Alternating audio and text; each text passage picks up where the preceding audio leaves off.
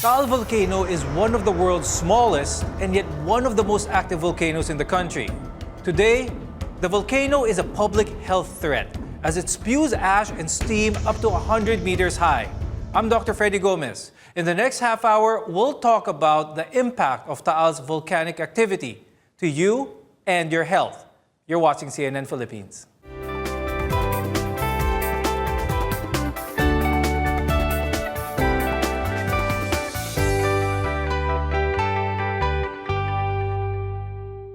PHIVOLCS is urging residents living within the 17-kilometer radius around Taal Volcano to evacuate.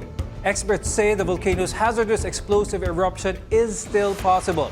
And there's a lot to discuss with our guests today. Joining us on the program are Dr. Gloria Balboa. She's a director of the Health Emergency Management Bureau of the Department of Health. And we also have Dr. Nazario Macalintal Jr.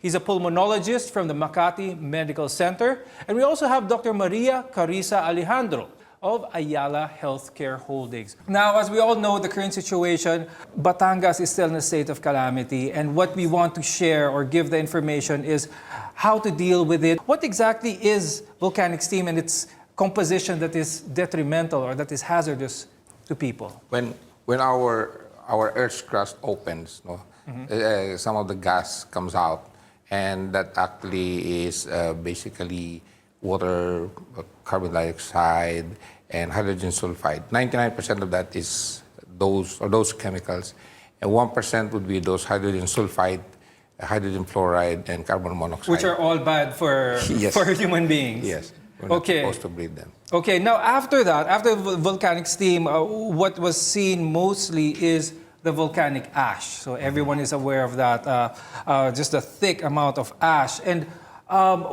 just to explain to them the exact composition and why everyone should be aware of this and why it is bad for not just the lungs, but other parts of the body. So with volcanic ash, there's really three things that you're looking at. Right. The first is the size of the particles. So the size of the ash determines how deep it can get into your respiratory system. The second thing you're worried about is really more the composition of the ash. And here, a lot of scientists have talked about silica, the silica content of the ashes, and the potential health effects of that. And then finally, of course, what makes volcanic ash different from normal dust is that it can carry other chemicals with it. So we're worried here about sulfur, about iron, about fluoride, anything that could potentially contaminate or cause effects to the body. Those who are in that situation and they inhale it, do they feel the effects right away, or are these gradual effects? No. Well, apart from the eye irritation and the skin irritation that they can get, of course, the first areas that will be affected will be the entrance to the airway, which is the nose and our throat. So they will get running nose, they will get rhinitis, they will get sore throat, and then since the particles are small, most of them will go into the deepest part of the lung. And there you will have all the bronchitis, the asthmatics will have exacerbations. Those with chronic obstructive lung disease will be coughing more. They will have more difficulty of breathing. They will have more phlegm. So in a nutshell, they will all be having exacerbations of their lung disease, especially those who have the chronic problems. Now, Dr. Balboa, being from the DOH, what is the current stand of the DOH when it comes to dealing with this type of hazardous material? First of all, the general population has to listen to the advice of the local advisory authorities. When they say that they have to evacuate, then they have to evacuate. And then they have to protect themselves. So they should have protective devices, no? Because they have to protect their eyes, their nose, or their mouth. And then, kasi irritating din sa skin, yung special asphalt. Now, Doctor, you mentioned about the use of mask, protective equipment, goggles, and things like that. And we are all aware that there's a shortage now of masks being used, especially by the first responders or those trying to help those people in Taal. Now, my question for Dr. Macalintal is an N95 mask the only mask that will be able to protect someone in that situation, in that area, in Taal? It may not necessarily be the one that we can only use, because maybe in high exposure areas, in very exposed areas, maybe we can use the N95, okay? But in areas which are with very low exposure and very distant from that place, maybe our own surgical mask. So we can use that, okay? And we can also wet that, no? To lessen the dust that you might be filtering, that you might be inhaling. You mentioned about a certain area away from the source where a surgical mask is okay to use. Those who are in Manila who are trying to look for N95 masks, as much as possible, because nagkakaubusan, there's a hoarding situation now and stuff. So we want those who are in Taal to be able to get those masks because it is needed there. Yes. If you look at the literature, the N95 mask is really ideal because it affords about 99% filtration efficiency, but a surgical mask really can give you up to 90%. And so it's good protection. In fact, what they emphasize in the literature is the way you wear the mask. Okay, what's a good way to wear the mask? A proper fitting mask is right. What you suggest? Whether it's an N95 or a surgical mask, you have to make sure that it covers the nose, of course, and your mouth. So make sure that you have the top side correct because we've been seeing people who wear the mask upside down. Yes. Yeah, so you look for that part where it has the rigid metal thing that you can mold onto your nose. Try to minimize the areas, the edges of the mask where the dust can come in by laying it flat on your face. Now, Dr. Rizzi, is it also okay that some people might add an extra barrier to those surgical masks to add protection? It might not be easier to breathe with it, but at least it'll have an additional protection in order to filter more particles. Right. Well, there's actually been some evidence that if you add layers, then that helps to filter the particles. Not by much, but again, any protection is better than no protection at all. Right, right. Now, how about the food situation in Taal? As we all see, so much livestock has been affected, the fish as well. What is the current situation? Is it okay to consume like the fish that is found in Taal, especially the tawilis and the maliputo? Well, actually, since we have been hearing reports that there are already some fish kill in some areas, in the fish pens, then we would really advise that people would sort of avoid the fish coming from that, because of course it could also affect if they have eaten a lot of the fishes coming from there, and that it could also cause harm to them. So right now we're still not sure on their safety, so it's best that we hold off from them muna. Yes, yes. You're watching Med Talk Health Talk. I'm Dr. Freddie Gomez. When we return, let's check out our list of do's and don'ts, even for us living in Manila. The effects of the ash fall and steam can be felt here. We'll find out more after the break.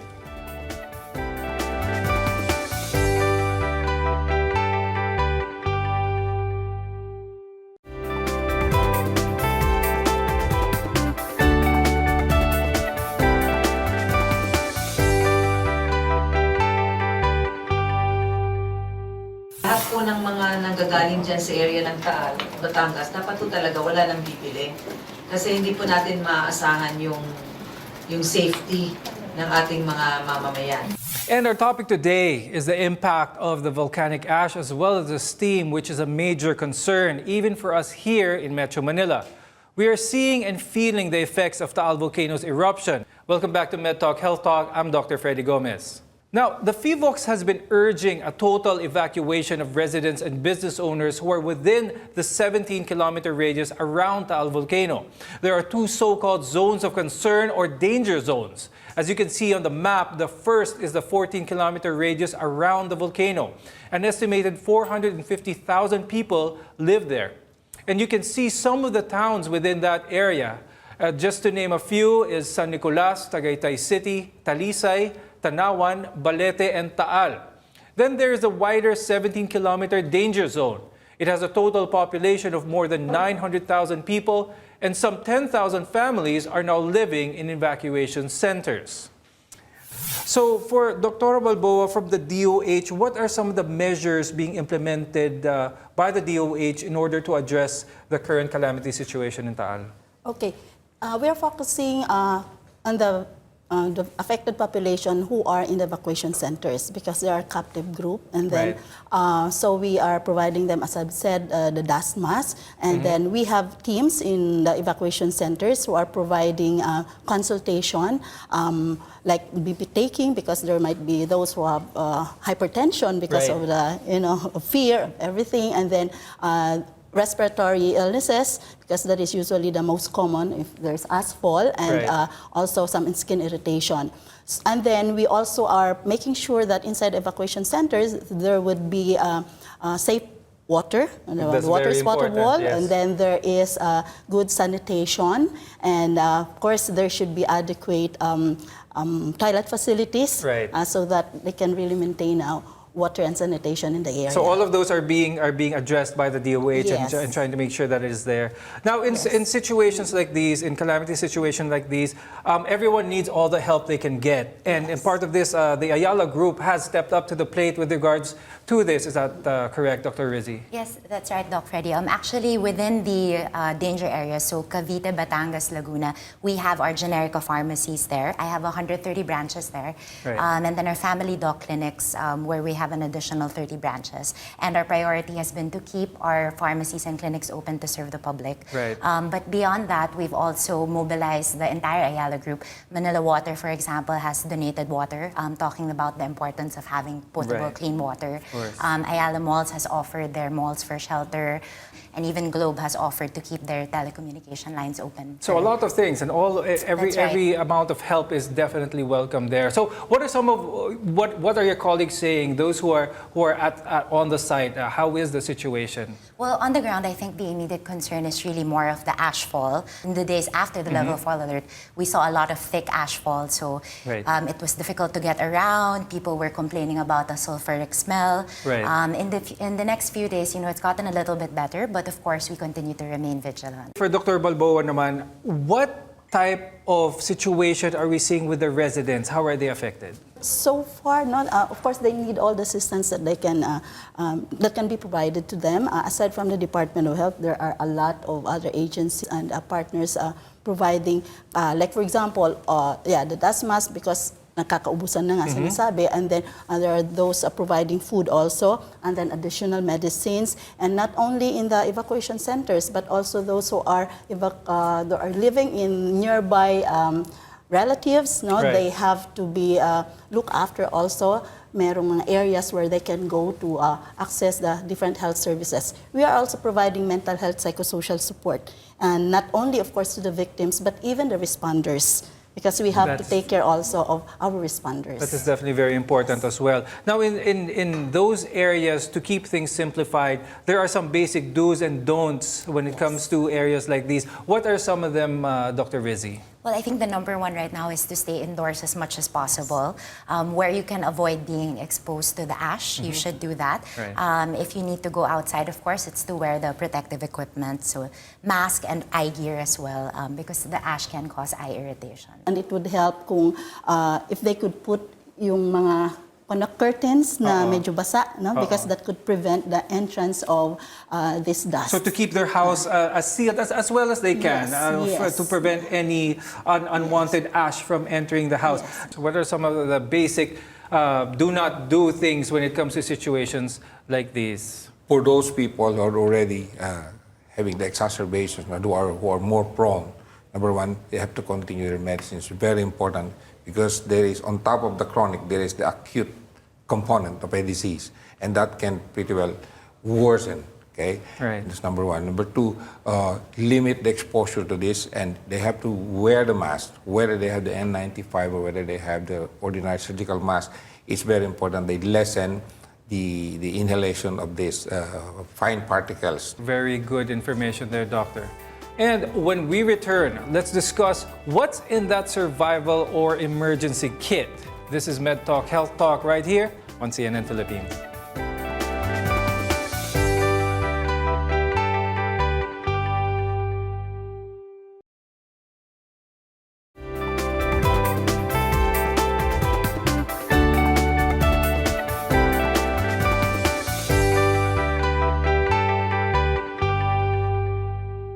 It's small, but terrible.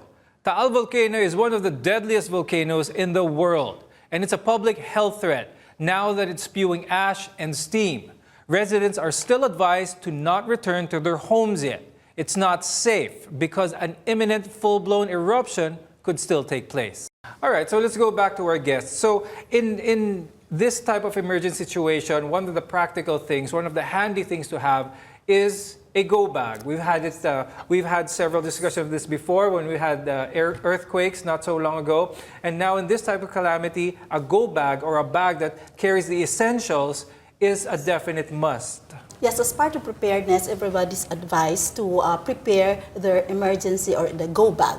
Okay, and there is this standard contents of this, like for example, water, which is very important, and then good for say 2 days.